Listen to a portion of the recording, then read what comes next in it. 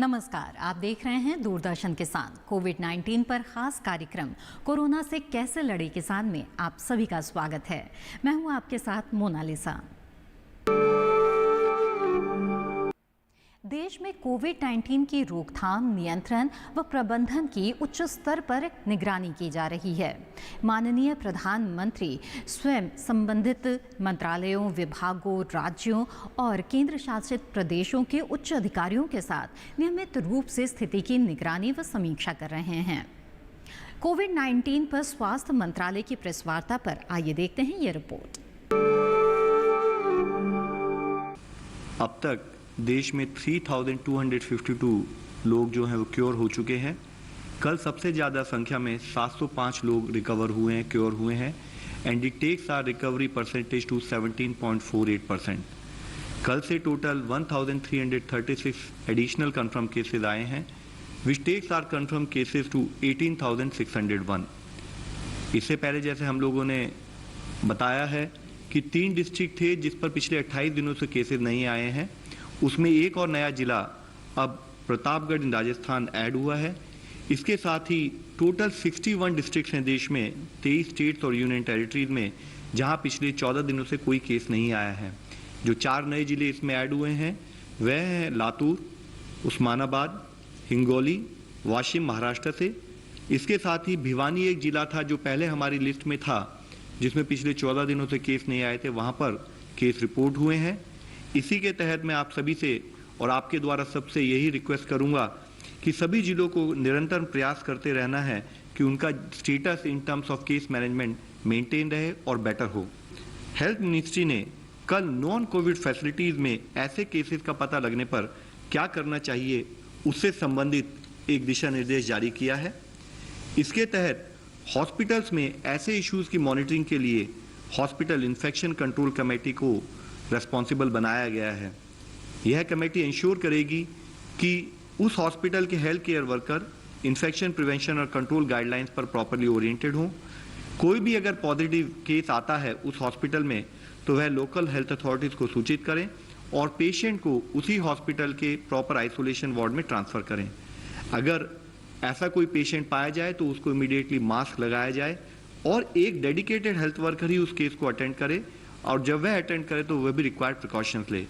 साथ ही based on clinical status अगर ज़रूरत है तो इमीडिएटली उस पेशेंट को स्टैंडर्ड प्रोटोकॉल के तहत उसको डेडिकेटेड कोविड फैसिलिटी में ट्रांसफ़र किया जाए और इस फैसिलिटी को डिसइंफेक्ट किया जाए। इस फैसिलिटी में वह पेशेंट जिसके कॉन्टैक्ट में आया है उन सबको क्वारंटाइन किया जाए और 14 दिन तक फॉलो किया जाए। उसके जितने भी क्लोज कॉन्टैक्ट्स हैं उनको हाइड्रोक्सिल क्लोरोक्विन प्रोफाइलैक्सिस ट्रीटमेंट पर 7 हफ्ते के लिए उनको रखा जाए। यह सावधानी बरती जाए कि जो भी कॉन्ट्रा इंडिकेशंस हैं हाइड्रोक्सिल क्लोरोक्विन के, उनका ध्यान में रखते हुए उन्हीं पर्टिकुलर लोगों को प्रोफाइलैक्टिक ट्रीटमेंट दिया जाए जो उसके लिए एलिजिबल हैं। गृह मंत्रालय राज्य सरकारों के साथ मिलकर लॉकडाउन नियमों के सख्ती से अनुपालन को निरंतर मॉनिटर कर रही है। जैसा मैंने कल आपके साथ शेयर किया था, केंद्र सरकार ने हेल्थ एवं मेडिकल इंफ्रास्ट्रक्चर और आपदा प्रबंधन के मुद्दों इत्यादि पर राज्य सरकारों की सहायता के लिए इंटर मिनिस्ट्रियल सेंट्रल टीमों का गठन किया है। 4 राज्यों में इन टीमों को भेजा भी गया है। इन टीमों में वरिष्ठ स्तर के प्रशासनिक अधिकारी हैं। Additional secretary to government of India इस टीम को लीड कर रहे हैं। इसके अलावा सीनियर पब्लिक हेल्थ स्पेशलिस्ट तथा नेशनल डिजास्टर मैनेजमेंट अथॉरिटी के सीनियर अफसर भी इस टीम में शामिल हैं। उनकी एक्सपर्टीज को हम राज्यों के साथ साझा करना चाहते हैं, जिससे कि केंद्र और राज्य सरकारों के प्रयासों को एकजुट करते हुए हम कोविड-19 के खिलाफ देश का जो महासंग्राम है उसमें सफलता पा सकें। कल गृह मंत्रालय द्वारा विभिन्न जिलों की लॉकडाउन की स्थिति की ग्राउंड लेवल पर समीक्षा के दौरान यह सामने आया है कि कई सेक्टरों में जहां 20 अप्रैल से अतिरिक्त गतिविधियों को अनुमति प्रदान की गई थी, वहां पर अच्छी शुरुआत हुई है। कई स्थानों पर ग्रामीण क्षेत्रों में औद्योगिक गतिविधियां शुरू हुई हैं। मनरेगा के तहत भी कार्य शुरू हुए हैं। कुछ राज्यों में सड़क निर्माण का कार्य भी शुरू किया गया है। ईंट भट्टों का संचालन भी आरंभ हुआ है। प्रवासी मजदूरों को इन गतिविधियों में शामिल किया जा रहा है। हमें ये भी जान के खुशी हुई है कि ग्रामीण लोग जागरूक हैं और कई स्थानों पर मास्क और गमछा पहन रहे हैं।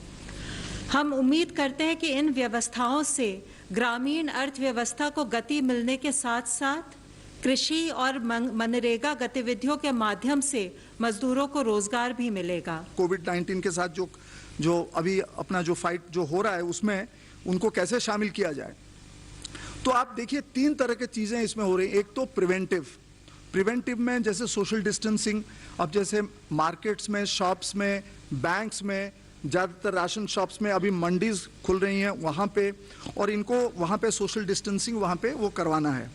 जैसे कंटेनमेंट जोन में एसेंशियल कमोडिटीज़ लेके पहुँचाना है, और कई सारी चीज़ें वहाँ पे फील्ड सर्वेलेंस ये सब करना है, और एक क्यूरेटिव पार्ट जिसमें भी इनको हम शामिल कर सकते हैं।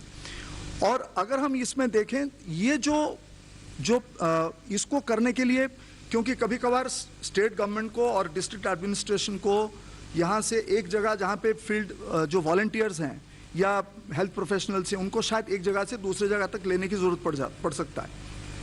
वो इसलिए ऐसा है कि अगर डिस्ट्रिक्ट ए में प्रॉब्लम है और डिस्ट्रिक्ट बी में ह्यूमन रिसोर्सेस हैं तो वहाँ से भी ला सकते हैं इसके ज़रिए। और ये जो इतने जो सारे लोग यहाँ पे हैं 1.24 करोड़ जैसे मैंने कहा, तो इनकी जो कैपेसिटी बिल्डिंग और ट्रेनिंग के लिए सरकार ने एक department of personal and training वो दिशा प्लेटफॉर्म में एक पोर्टल वहाँ पे बनाया जिसको ऑपरेशनलाइज किया गया। उसका नाम है igot.gov.in। igot.gov.in। तो इसमें ये जो प्लेटफॉर्म, इसकी जो स्पेशलिटी है ये है कि इस प्लेटफॉर्म, इस जो डिजिटल प्लेटफॉर्म है, पोर्टल है, इसके तहत any time anywhere on site delivery of training material, ये इंपॉर्टेंट है। Any time anywhere on site delivery of training material, it can be accessible through any device, mobile phone हो, laptop हो, desktop हो, कहीं से भी आप इसको कर सकते हैं। इसमें अब तक 14 कोर्सेस, 53 मॉड्यूल्स, 113 वीडियोस और 29 डॉक्यूमेंट्स, ट्रेनिंग डॉक्यूमेंट्स, ये सारे वहाँ पे उपलब्ध हैं। और ये जो आईगॉट के कोर्सेस हैं उसमें बेसिक्स ऑफ कोविड मैनेजमेंट से लेके जैसे लैबोरेटरी कलेक्शन, टेस्टिंग और जैसे क्वारंटीन, वेंटिलेशन मैनेजमेंट तक भी कोर्सेस, वेबिनार्स और वीडियोस इसमें शामिल हैं। तो इसमें ज़्यादातर जो भी है हम इसको कोशिश कर रहे हैं कि इसको ज़्यादा से ज़्यादा जो रीजनल लैंग्वेजेस हैं, भाषा हैं, उसमें इसको ट्रांसलेट कर दिया जाए। उसमें अंग्रेजी तो है ही, उसमें हिंदी, मलयालम और बंगाली कुछ ऐसे हैं, और हम कोशिश कर रहे हैं राज्यों के साथ बात करके कि इसको भी ट्रांसलेट किया जाए, और हम भी कोशिश करें कि जितना जल्दी हो सके इसको ट्रांसलेट कर दिया जाए अलग भाषाओं में। तो जब से ये हुआ है तब से ये 2 हफ्ते से कम में अब तक 1,31,440 यूजर्स इसमें ऑलरेडी रजिस्टर्ड हो चुके हैं ये प्लेटफॉर्म में। उसमें से 84,958 इतने लोग ऑलरेडी उनके कंप्लीट कर चुके हैं ट्रेनिंग। कार्यक्रम में फिलहाल वक्त है एक छोटे से ब्रेक का। कोरोना से कैसे लड़े किसान में आगे देखेंगे किसानों के लिए ICAR की दिशा निर्देश। आप बने रहें दूरदर्शन किसान पर।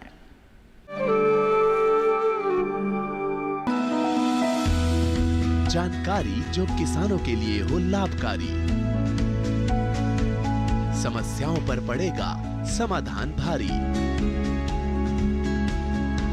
कृषि की हर बात का ख्याल, कब कैसे की जाए बेहतर देखभाल, जानिए विशेषज्ञों के साथ, देखिए खेत खलिहान, सोमवार से शुक्रवार सुबह 7 बजे DD किसान पर।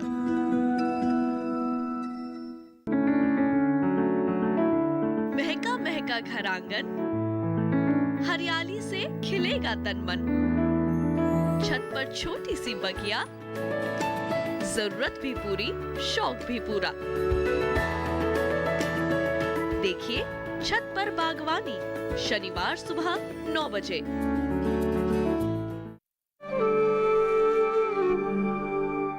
ब्रेक ब्रेक के बाद आप सभी का फिर से स्वागत है। आप देख रहे हैं खास कार्यक्रम कोरोना से कैसे लड़े किसान। भारतीय कृषि अनुसंधान परिषद यानी ICAR ने कोविड-19 के बढ़ते प्रकोप को देखते हुए रबी फसलों की कटाई, फसल कटाई के बाद भंडारण व विपणन के लिए एडवाइजरी जारी की है। आइए देखते हैं इसी पर एक रिपोर्ट। कृषि कार्यों के दौरान जरूरी सावधानियों के बारे में भारतीय कृषि अनुसंधान परिषद ने एडवाइजरी जारी की है। परिषद का कहना है कि फसलों की कटाई या मड़ाई के दौरान एक दूसरे से पर्याप्त दूरी बनाए रखें, चेहरे पर हर समय मास्क लगाए रखें और अपने हाथ बार बार साबुन से अच्छी तरह धोते रहें। कृषि यंत्रों और उपकरणों की भी साफ सफाई करना बेहद जरूरी है।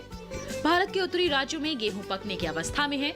इसकी कटाई में इस्तेमाल होने वाली कंबाइन मशीन को रोक टोक के बिना कहीं भी लाया ले जाया जा सकता है, बल्कि इस मशीन को एक राज्य से दूसरे राज्य ले जाने की अनुमति भी केंद्र सरकार दे चुकी है।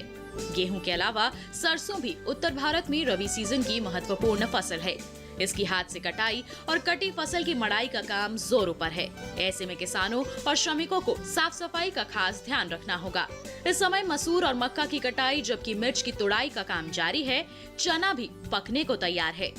फसलों की कटाई या तुड़ाई के दौरान बेहतर होगा कि 4 से 5 फीट की पट्टियों में काम करें। एक पट्टी में एक ही श्रमिक काम करे। इस तरह श्रमिकों के बीच पर्याप्त दूरी बनी रहेगी। खेत में एक साथ बहुत सारे श्रमिक न लगाए जाएं, बल्कि उन्हें अलग अलग दिन या अलग अलग समय पर खेतों में भेजा जाए। जहां तक संभव हो किसी परिचित को ही खेतों में काम के लिए लगाएं। किसी अनजान व्यक्ति को काम न करने दें ताकि वे इस महामारी का कारण न बन सके। इसी तरह जहां तक संभव हो कृषि कार्य मशीनों या उपकरणों से किए जाएं, न कि हाथों से। केवल उपयुक्त व्यक्ति को ही यंत्रों को चलाने दिया जाए। यंत्रों को इस्तेमाल करने से पहले और कार्य करने के दौरान बार बार सैनिटाइज करें। खलिहानों में फसल को छोटे छोटे ढेरों में इकट्ठा करें, जिनके बीच दूरी 3 से 4 फीट हो। हर ढेर पर 1 या 2 व्यक्ति को ही काम पर लगाना चाहिए ताकि भीड़ इकट्ठी ना हो। कटी मक्का और खुदी हुई मूंगफली की मड़ाई के लिए लगाई गई मशीनों की उचित साफ सफाई रखें। मशीनों या उनके पुर्जों को छूने के बाद साबुन से हाथ जरूर धोएं। अभी समय हो चला है एक और छोटे से ब्रेक का। ब्रेक के बाद देखेंगे कोविड-19 पर नजर। आप बने रहें दूरदर्शन किसान पर।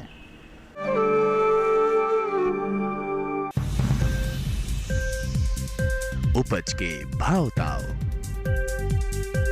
आवक का हाल चाल, आयात निर्यात पर पैनी नजर, जानकारों की सटीक सलाह, सिर्फ मंडी खबर में सोमवार से शनिवार सुबह 8:05 पर।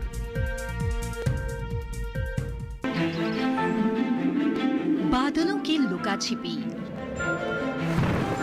बारिश का हाल, बर्फ की चादर, बदलता रुख हवाओं का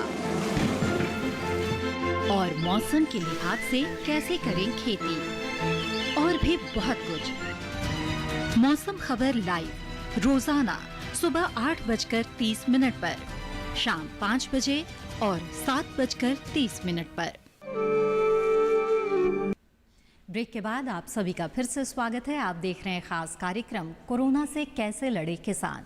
आइए अब देखते हैं कोविड-19 पर नजर।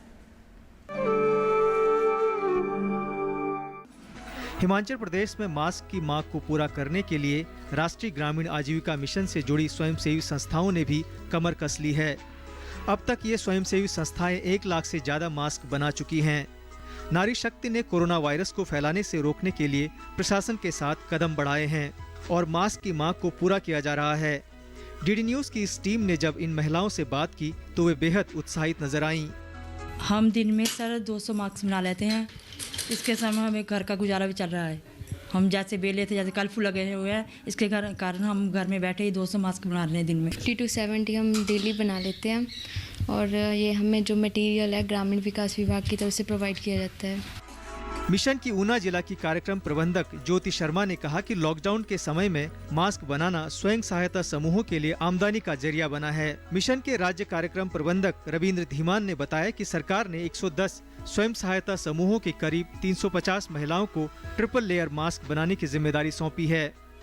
अभी तक पूरे प्रदेश में 110 स्वयं सहायता समूहों को इसमें शामिल किया गया है, जिसमें कुल 350 महिलाएं इसमें काम कर रही हैं। अभी तक हमने 1 लाख से ज़्यादा मास्क जो हैं अभी तक तैयार कर चुके हैं। ग्रामीण विकास व पंचायती राज विभाग के निदेशक ललित जैन ने बताया कि स्वयं सहायता समूहों को प्रति मास्क 5 रुपए की सिलाई प्रदान की जा रही है और मास्क की यह खास बात है कि ये स्वास्थ्य विभाग के मानकों को पूरा करते हैं। इस समय जो मास्क बन रहे हैं पूरे स्वास्थ्य विभाग के दिशा निर्देश के मुताबिक बन रहे हैं। जो भी महिलाएं मास्क बनाती हैं, सबसे पहले तो उनसे ये सुनिश्चित किया जाता है कि वे स्वयं बीमार ना हो और वो अपना मुंह व सिर को ढककर मास्क बनाती हैं। और जो मशीन के ऊपर वो मास्क बनाती हैं उसको डेली स्टरलाइज किया जाता है। यहाँ तक कि महिलाओं को बार बार हाथ धोने के लिए भी कहा जाता है। केंद्र व राज्य सरकार ने कोरोना वायरस को लेकर अनेक दिशा निर्देश जारी किए हैं और मास्क भी इसकी रोकथाम में अहम भूमिका निभा सकता है। ऐसे में नारी शक्ति का यह प्रयास सराहनीय है।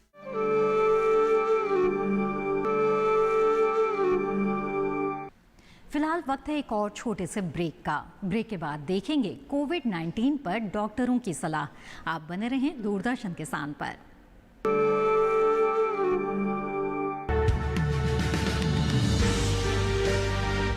साल से लगातार कृषि दर्शन है आपके साथ। खेती की नई तकनीकों से लेकर किसानों की हर समस्या का हल, जारी है कृषि दर्शन का ये सफर। किसान चैनल के साथ सोमवार से शुक्रवार शाम 5:30 पर। ब्रेक के बाद आप सभी का फिर से स्वागत है। आप देख रहे हैं खास कार्यक्रम कोरोना से कैसे लड़े किसान।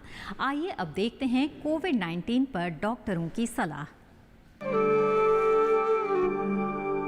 मेरा नाम गोविंद माखरिया है और मैं एम्स न्यू दिल्ली में गैस्ट्रोएंटरोलॉजी डिपार्टमेंट में प्रोफेसर हूँ। आज दूरदर्शन के किसान चैनल के माध्यम से मैं आपसे कुछ बात करना चाहता हूँ। जैसे कि आप सभी जानते हैं कि इस वक्त पूरे विश्व में और हमारे देश में भी एक बीमारी जो कि एक वायरस से होती है, कोरोना वायरस, वो पूरी विश्व में फैल रही है और हमारी कंट्री में भी ये बीमारी अब फैलने लगी है। ये बीमारी होती कैसे है और इससे कैसे बचे, इस पे मैं कुछ बात करना चाहता हूँ आपसे।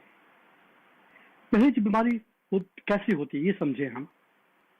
ये बीमारी अगर किसी व्यक्ति को जो विदेश में है और वहाँ इन्फेक्शन उसको लग गया और वो अपने देश में आता है, तो एक पहला एंट्री होती है उस इन्फेक्शन की किसी नए देश में।